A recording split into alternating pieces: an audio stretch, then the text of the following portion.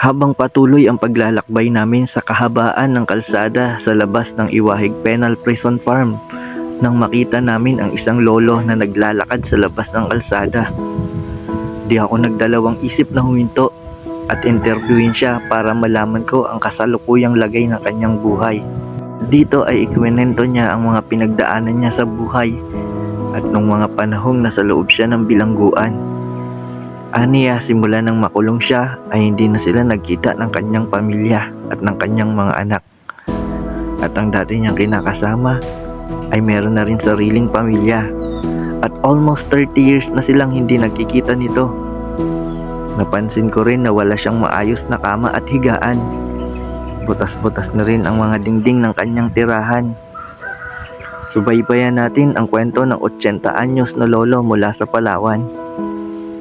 Please share this video and don't forget to like and share sa Tonical Facebook page. At meron na rin po tayong YouTube channel. Huwag nyo rin po kalimutang mag-subscribe. Maraming salamat.